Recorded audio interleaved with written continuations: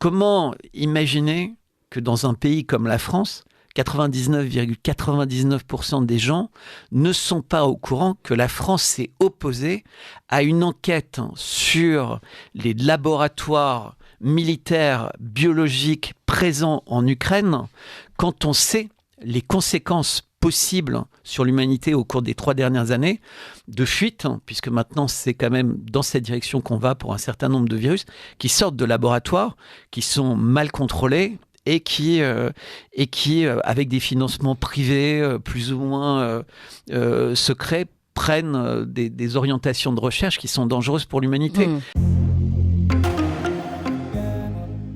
Alors, il s'est passé quelque chose au début du mois de novembre que vous n'avez pas forcément suivi, puisque ce n'est pas relayé tout simplement dans les grands médias, n'est-ce pas ? Le 2 novembre, à l'ONU, la Russie a soumis au vote du Conseil de sécurité de l'ONU un projet de résolution qui s'intitule ainsi, prévoyant la création d'une commission du Conseil de sécurité chargée d'enquêter sur les activités des laboratoires biologiques américains en Ukraine. Voilà, une enquête très ciblée. Eh bien, résultat du vote, le Conseil de sécurité de l'ONU n'a pas adopté la résolution de la Fédération de Russie. Alors ça, c'est pas forcément très étonnant. La Russie et la Chine avaient voté en faveur de ce document, mais qui a voté contre ? Le Royaume-Uni. Bon, pas très étonnant non plus. Les États-Unis, pas très étonnant. L'Ukraine, pas très étonnant. Et la France a voté contre et ça peut vraiment poser question. Il y a également 9 délégations qui se sont abstenues. Alors pour parler de ce sujet, nous sommes avec Bertrand Scholler. Bonjour Bertrand Scholler. Bonjour Clémence. Vous êtes géophysicien, ingénieur des mines et ancien consultant en stratégie dans les laboratoires pharmaceutiques et dans l'industrie de la santé.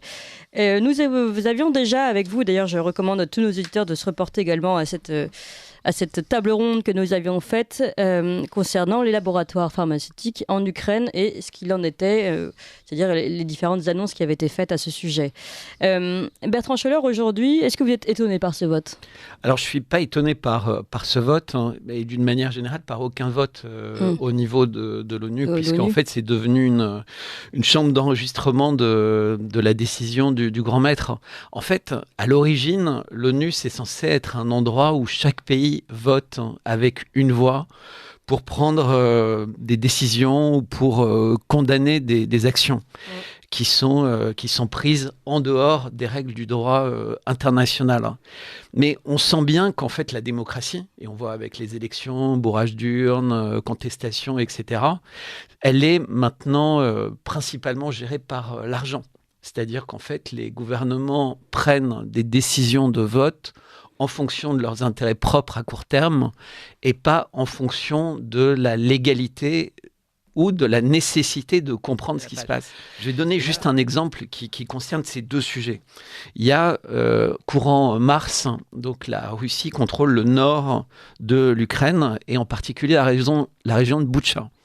Et il quitte cette région et immédiatement le monde entier découvre ce qui s'apparenterait quasiment à un génocide, les charniers de Boutcha.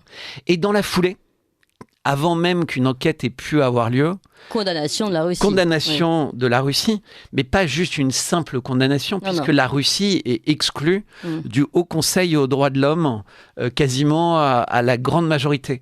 Aujourd'hui, on est 6 mois après. Il n'y a toujours aucune preuve. Il n'y a toujours aucune conclusion d'enquête. Tous les journalistes... Il y a une enquête qui est menée, mais pour le moment, on n'a pas eu de Exactement, résultat. Mais tous les journalistes indépendants qui suivent et qui regardent en fait tout ce que les grands médias produisent pour expliquer qu'il y a vraiment eu des massacres russes n'apportent aucune preuve, alors qu'en fait, il y a une accumulation de faits qui semble indiquer l'inverse. Mais c'est déjà trop tard. C'est-à-dire qu'en fait, dans les opinions publiques... Le temps médiatique a fait son affaire. Le temps médiatique a fait son affaire. J'évoque ça parce qu'on a eu le cas, par exemple, pour la condamnation de la tentative d'annexion par la Russie des territoires en Ukraine. Et donc, il y a eu un vote de l'ONU avec 5 votes contre, c'est-à-dire la Russie, etc., qui étaient contre en fait la condamnation de leur annexion des territoires, 35 votes neutres et tous les autres, entre guillemets, présents, puisqu'il y avait une dizaine d'absents, votent pour la condamnation de la Russie. Et on apprend quelques jours après que l'ambassadeur et le ministre des Affaires étrangères de Madagascar ont été renvoyés du gouvernement parce qu'ils avaient eu instruction de leur président de voter en ligne avec la Russie, mais qu'en réalité, sur le chemin, ils ont été convaincus par d'autres de voter en dehors des instructions. Mais ça, c'est vrai dans une proportion beaucoup plus grande. Quand on a évoqué en fait cette séance ce matin, j'ai eu la chance de croiser plusieurs fois dans ma vie des diplomates en fait qui travaillent dans les couloirs de l'ONU. Et en fait, tous les votes sont discutés, sont négociés, etc. Et il faut pas croire qu'en fait le papier arrive parce qu'une bonne volonté veut obtenir telle ou telle décision ou condamnation. C'est un long travail de diplomatie, mais c'est également un long travail de corruption. Mais cette corruption n'est jamais sanctionnée. C'est-à-dire que quand on constate que des pays ont obtenu telle ou telle chose en échange de leur vote, il devrait y avoir une condamnation. Il devrait y avoir une manière de les interdire de voter, etc. En réalité, on se rend compte que c'est la chambre du plus puissant. C'est aussi ce qu'on appelle de la géopolitique. Évidemment, ça a toujours existé comme ça. Il y a toujours eu des moyens de pression de certains pays sur d'autres. Alors, je voudrais vous donner un autre exemple qui s'est passé également à l'ONU dernièrement. C'est ce vote donc la Russie avait soumis un autre vote, celui au Conseil de sécurité de l'ONU, d'un projet de résolution condamnant la glorification du nazisme en Ukraine. Il faut savoir que ce vote, elle le propose chaque année. Ouais. Sauf que l'année dernière, deux pays avaient voté contre, les États-Unis et l'Ukraine. Et cette année, qui a voté contre les États-Unis, l'Ukraine et la France. C'est-à-dire que la France s'est ajoutée. Et Israël même a voté également, elle. Donc vous parliez de pression, visiblement a été soumise à de très fortes pressions pour voter contre ce projet de résolution. Malgré tout, elle a voté pour, elle. Alors, il faut juste se rappeler pourquoi chaque année, les Russes présentent ce texte. Les Russes ont perdu 27 millions de personnes face au nazisme pendant la Deuxième Guerre mondiale.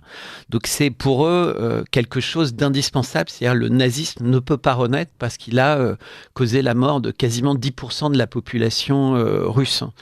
Et donc effectivement, chaque année, ils présentent ça au vote.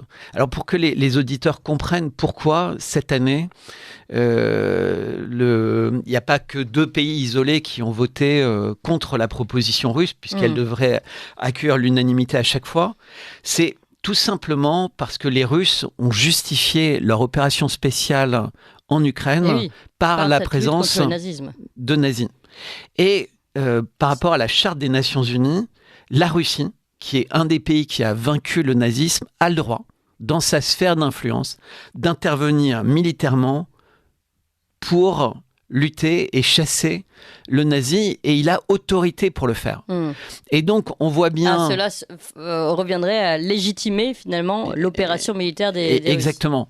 Mais la décision, donc il y a beau avoir eu 50 États qui ont voté contre la proposition russe, est passée. Donc il faut savoir que c'est quelque chose qui est passé. Mais ce ne sont pas des décisions qui s'imposent aux autres États, en fait. On est véritablement, souvent à l'ONU, on connaît des États qui ont chaque année des dizaines de décisions qui sont prises contre eux, et ça ne change absolument rien. Mais c'est purement marketing. Et comme vous l'évoquiez, Clémence... Elle est passée dans quel sens, cette résolution? Elle est passée dans le sens des Russes. Ah oui. C'est-à-dire que les Russes ont obtenu gain de cause. Ce ne sont pas des décisions qui passent au Conseil de sécurité. Ce sont des décisions qui passent en Assemblée générale. Et là, on est sur des décisions à la majorité simple. Elles n'ont pas de valeur coercitive. Donc la décision est passée par 115 voix pour. Et il y a eu une cinquantaine de voix contre et une dizaine d'abstentions. Et toujours un certain nombre de pays qui ne votent pas. Mais le plus important, en fait, c'est que l'importance des décisions qui sont prises à l'ONU ne vaut que par la puissance médiatique qui suit. Bien sûr. Comment imaginer que dans un pays comme la France, 99,99% des gens ne sont pas au courant que la France s'est opposée à une enquête sur les laboratoires militaires biologiques présents en Ukraine, quand on sait les conséquences possibles sur l'humanité au cours des 3 dernières années de fuite, puisque maintenant c'est quand même dans cette direction qu'on va pour un certain nombre de virus qui sortent de laboratoires, qui sont mal contrôlés et qui avec des financements privés plus ou moins secrets, prennent des orientations de recherche qui sont dangereuses pour l'humanité. Et donc, on a parlé d'ailleurs de l'affaire du fils de Joe Biden qui était touché par l'un de ses laboratoires. Cette enquête, elle est fondamentale. Il faut qu'on sache. Et d'ailleurs, surtout, ce qui est intéressant, c'est pourquoi refuser une enquête. Une enquête, normalement, si on n'a rien à craindre, n'apporte que des éléments enrichissants, on va dire. En fait, c'est simple. En général, les enquêtes en question, c'est comme toutes les grosses affaires d'enquête. À un moment, les enquêteurs voient des preuves, mais on va leur faire rédiger des conclusions. Il va y avoir des pressions. Et la manière avec laquelle les conclusions sont écrites vont être relativement différentes. Et donc, il y a des pays qui ne veulent pas ce genre d'enquête parce qu'elles multiplient le nombre de personnes qui savent au sein de l'Occident. En fait, si tu ne fais pas d'enquête... les Russes ont des informations, mais tout ce que touche les Russes, de toute façon, est faux, corrosif, c'est des menteurs, c'est des manipulateurs. Mais si tu as des enquêteurs sérieux, des gens vraiment sérieux, consciencieux, qui est le cas de tous les enquêteurs, et qui vont avoir les preuves en main, qui vont avoir les éléments, malgré les pressions, en leur âme et conscience, ils savent que... il y a quelque chose de totalement anormal. Peuvent-ils les mettre la question avec mais la centrale il va falloir les assassiner, en fait. Oui. Et tu remarques que dans toutes ces enquêtes, dans toutes les choses comme ça, quand tu suis le fil rouge, le nombre de personnes qui meurent dans des conditions étranges, d'accidents de voiture, etc., d'accidents de voiture, d'accidents d'hélicoptère, d'accidents, à la fin, ça fait quand même quelque chose qui devient énorme. Et c'est pas complotiste de le dire, c'est juste factuel. Sauf qu'on attend donc des enquêteurs indépendants et que pour le moment, de toute façon, ils n'ont même pas commencé à travailler. Non, et puis les enquêteurs eux-mêmes se battent pas parce qu'ils savent tous très bien qu'il y a quelque chose qu'ils n'ont pas envie de toucher. En fait, c'est comme...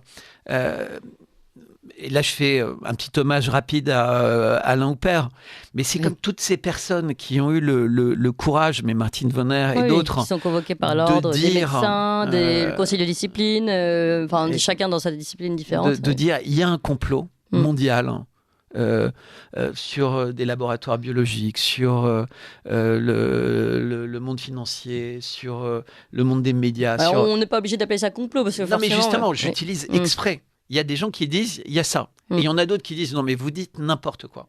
Mais de temps en temps, sur des faits précis, les gens qui sont, entre guillemets, complotistes, ont raison. C'est-à-dire, ils disent, est-ce que c'est raisonnable d'utiliser ça massivement ? Est-ce que réellement, ils sont complètement coupables de vouloir rentrer en Ukraine et de démilitariser, etc.